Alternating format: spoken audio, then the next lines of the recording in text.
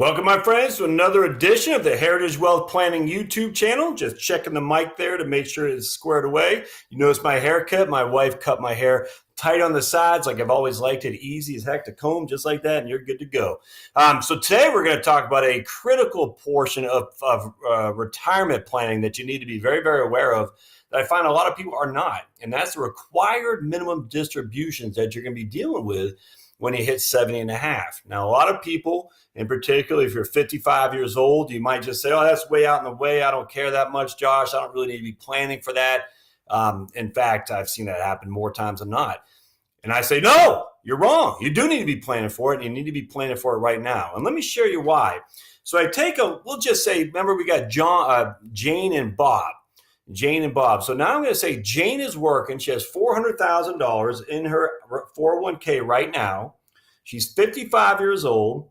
She's not going to put anything else into it. She's not going to pull anything from it. She's just going to let it sit there until she's 70 years old, in which case she has to take a distribution from it.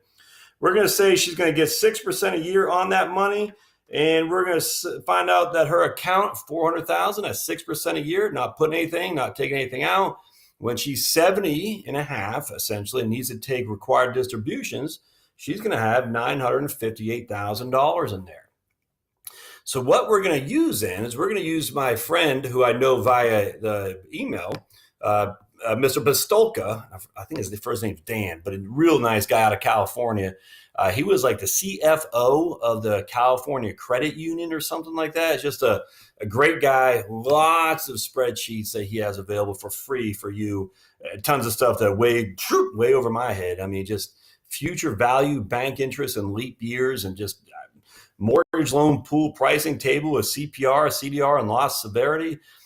CPR, I thought it meant to resuscitate somebody with breath, but apparently that means something to CFO types. But there's also lots of different stuff in here that I use in terms of required minimum distributions, lots of stuff that he's put up here, and we're going to use one of his sheets that's out there for you to use too, as a matter of fact. So pistolka.com, could not recommend it enough.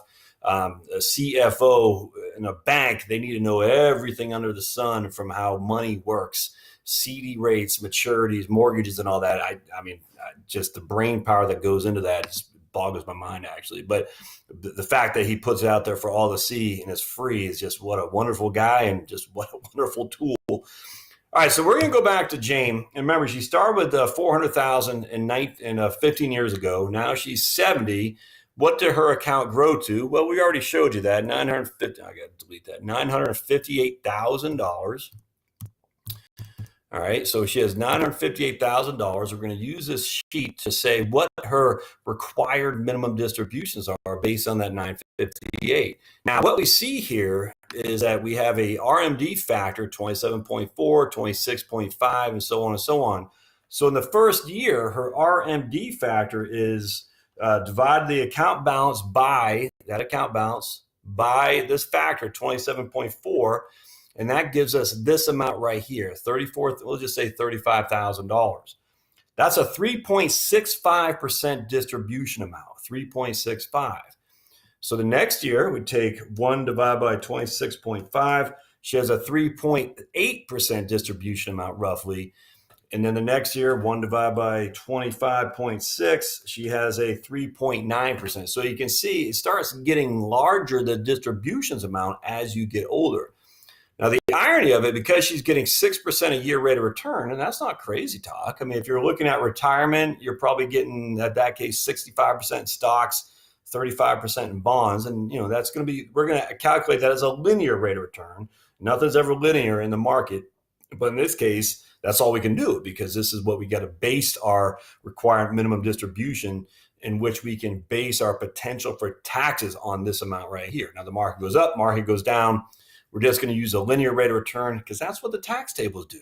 The IRS minimum distribution requirements are based on a linear rate of return. And so basically what we're saying is at the end of the day, when Jane's 70 and a half, she had to get a check from the to pay taxes to the IRS of roughly $35,000. But because the account was growing at 6%, which means it's growing at more than the amount she was taking out. So she's getting this kind of growth. The amount she's taking out is way down here. their account's still growing. She started with 958. She took out 35,000, and she has 980,000 when all said and done. So what happens now? Let's fast forward a little bit. So now look at this. Now she's 83 years old. She has a $1.44 million in there. And she's been taking out 60,057. So she's been making more money than she's been distributing up until the age of 83 when it starts going the other way. So now she has 1.44 million. And the next year she has 1.143 million because now the factor of 16.3 is about 6.1%. So now she's taking 6% a year out of her portfolio, a little bit more than what she's getting on a rate of return of 6%. And now we're starting to see some distributions actually eat into her portfolio value. So let's just say we have Miss Jane dying at the age of 90 years old. Well, at a 6% rate of return, she still has over $1 million in this account, and her RMD in this case is $90,000. $90,000 is her RMD. 12 is her factor, which means her distribution percentage is 8.33%.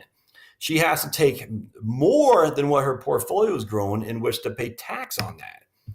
But it gets worse. Now she dies, her spouse is going to inherit this, and he will still have RMDs, required minimum distributions, based on his life expectancy, which we'll get into a different episode here, and he's going to have to pay tax on that. When he dies, his heirs are going to have RMDs based on their life expectancies, and they're going to have to pay income tax on it as well. And typically, they're still working, which means their income tax rates will be much higher than it was for a retiree. And we're going to show you that in our next episode of how the tax consequences of these large required distributions are brutal, not only to Jane and Bob, but to Bob when he survives Jane, and certainly going downstream to the children. It's brutal, and a lot of people overlook that, and the reason is because they see the front end of the RMDs tables, if I can get to go up there with me, and they say, oh man, the RMDs aren't that much. It's only 3.5, 3.6% in the first year. Yeah, but it's growing each and every year until you have significant RMDs. Now, what do RMDs do? They make your Social Security taxed. On top of that, they also have an effect on your Medicare Part B and Part D.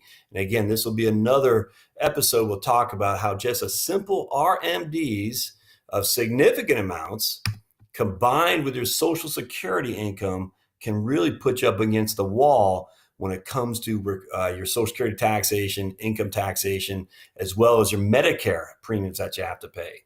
Now remember, Jane and Bob were not wealthy. They started with $400,000 when Jane was 55 years old, which is a nice lump sum, don't get me wrong. But it's not a significant amount of money by any stretch of the imagination. But even that amount of money can lead to significant distribution amounts, which can have a horrific effect on her tax consequence for sure. So we're going to talk about that next time because I think it's pretty important to understand how your required minimum distributions are not your friend and what you can do to minimize, if not outright avoid those. And right now with Jane and Bob being 55 years old, they are in the golden years of tax planning. There's no better time to start the tax planning than right now if you're in your 50s. It's just all there is to it. And I'll show you next time exactly what I mean. All right, so don't forget to subscribe, put comments down there too. What's your experience with the required minimum distributions? Have you ever had to deal with that? Were you shocked at the tax tables that you had, the taxes that you had to pay on you or your folks maybe, or maybe even your grandparents that you had when they had big RMDs?